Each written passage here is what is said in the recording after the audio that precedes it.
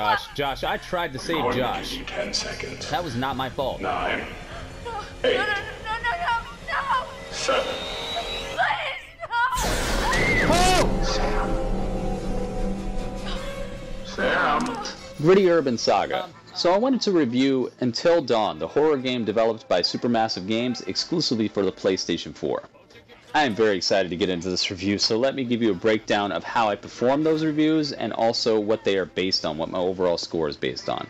I review out of 10, so 0 to 10, and the score of 10 is based on these 4 categories: gameplay, story, graphics and presentation, and replayability. Each one of those categories can get a maximum of 2.5, so if it had the best gameplay ever, it would get a 2.5, and so on down the list. The last category is the experience, which is just how well those things work together to create an experience for the player and what it would be the first time through the game. So first of all, gameplay. Gameplay is broken down into phases in this game, I would say. It is exploration, where you're controlling a person in third-person view and moving around an environment looking for clues. Second phase would be things like QTE events, like right here I had to press triangle. Also, there are non-gameplay moments, what I would like to call them, where you just cannot move. Your motion controller, the PlayStation 4 controller, you can't move it at all, or else you fail, or you die, or somebody else dies. So the gameplay has some variety to it. I'm very happy to report that it's not just straightforward press X, press X, press X. So that's really cool. One of the things that kind of detracts from the gameplay is that there are some periods of time where you're just not doing anything but walking around. I would like if they would have added in some dialogue options as you're walking around to talk to other characters, or to just be in your thoughts thinking about things that might affect the gameplay or affect the outcome of the next situation you get in. So overall, out of 2.5, I would give it a 2.0 for gameplay. It's really good gameplay, but there are some opportunities that the game does get a little bit slow. If you played it once, you're going to notice what these areas are a lot more than the first time through. Second category here is story. Story overall is delivered in a way that no matter what, from start to finish, you will understand what happened here in the most part. You cannot fail. You cannot fail in this game. Let me reiterate. If you play the game and you have 10 hours, you will get to the end of this game. There is no way that you don't beat this game unless you just turn it off or stop playing. The storyline, no matter if you die, if everyone dies, there's always an ending, so you'll make it till dawn. What happens in between there is you're going to gather things like death totems, fortune totems. You're going to talk to different characters. You're going to find out their backstories. You're going to do things that will fill out the storyline, but altogether the story is going to be completed, is what I'll say. Now, how much that story makes sense to you is very dependent upon finding things in the environment, which is one of the great parts of the gameplay there, and one of the not so good parts about it, because you can probably get to the end of this game and not understand a lot of what happened here, which also lends to the replayability a little bit. I'll talk about that a little bit later. But overall, out of 2.5, I'll give the story a 2.0. That extra 5 is reserved for the fact that you could just get through this entire game, and the storyline is not fully delivered unless you find things in the environment. So that's what I want to say about that. Graphics and presentation. This is where the game supremely excels. The graphics and the presentation in this game, the sound effects, the voice acting, the soundtrack, except for one song in particular, but hey, it's not bad. But overall, graphics and presentation, right off the bat, I'm just going to say 2.5. Perfection. This game has the perfect... I cannot think of a single thing that could have done to have a better overall presentation in this game. Everything is spot on. The voice acting, the facial expressions, facial animations. I just cannot... I was beside myself through the entire game. It wasn't like an initial shock, like, oh, look at how shiny this metal is, or look at how the texture on this guy's jacket is. It was non-stop from start to finish. I was always in awe of what I saw on the screen, what I heard in the sound effects, different sounds for... I walked down one hallway and got 4 different sounds just for my feet. I was walking on concrete. I walked through a puddle. I turned to the side. I stopped abruptly. There were all kinds of different sound effects just for walking down a hall.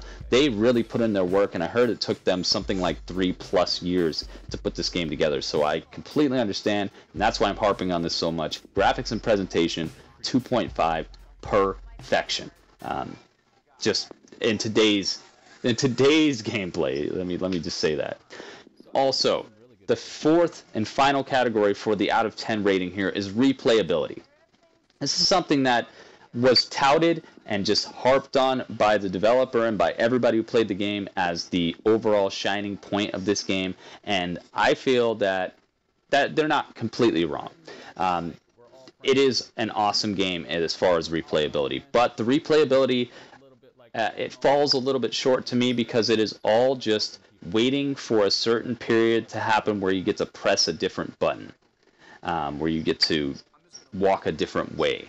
It is not replayability as far as you loved the gameplay, or as far as you loved the characters. It wasn't anything to do with the actual what was put in front of you. It was more the replayability is more just to see what else could have happened, or what other choices you would make, and how those choices would affect the outcome of the game, or affect the outcome of certain parts. And I found that certain parts of the replayability just don't do much. Somewhat like recent Telltale games. I don't mean to call them out, but their games have been very lackluster as far as your choices actually affecting the a real change in the outcome. I mean, you can change like one sentence that somebody says. So this game doesn't suffer as much as the recent Telltale games, but it does definitely it has that tinge to it where your choices don't really affect the outcome as much. They'll affect a little meter in your screen that shows how much another character likes you or something. So that's kind of long-winded, but I really need to touch on this and let you know that replayability, out of 2.5, I'm going to give it a 2.2.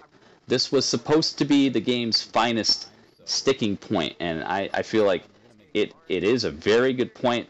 It definitely has replayability, and it definitely, as soon as I beat the game, I was like, I gotta see what else I could have done. I gotta see how I could have saved this person, or how this person might have died if I'd have done something else. But it's not the best. It's not the best part of the game. So 2.2. So overall, I add up these four scores: 2.0 for gameplay, 2.0 for story, 2.5 for graphics and presentation, and 2.2 for replayability, and I get an 8.7. That is an excellent score. This game is just ridiculous. They put together an experience overall. They put together an excellent game, and I have to say that 8.7 feels right at home. It feels very good. It feels perfect for this game as a game. So that is my rating for people who are thinking about purchasing this game. It is an 8.7. Now, how those things come together, how your overall first experience, first time playing this game, what you're going to feel, not knowing what's around the next corner, not knowing who's going to die, not knowing what's going to happen, I would rate the experience at a 9.0. Okay, almost the best you can get. It immerses you. It has you wondering what's going to happen next. It has those cliche moments where you just feel like, oh, they stole this from another horror movie, and then it just lends so well because they set you up to think that way. They set you up to think that you're just watching a horror movie, that you know exactly how it turns out, and then they just throw a whole nother twist in there where you're like, what? It just does a great job of immersing and just involving you in the gameplay, in the conversations, even in things where you didn't think that you were going to care about certain characters or like certain characters. It's just, as the game goes on, it just comes together. So as an experience, I'm going to say it's a 9.0. So as a game, 8.7. As an experience, 9.0. So right in between there is where you're going to get your final outcome from this. But I'm not going to put those things together because I want to split this up for people who just want an experience. There's some people who just want to get games to have an experience, and there's some people who want to know, is it worth their money?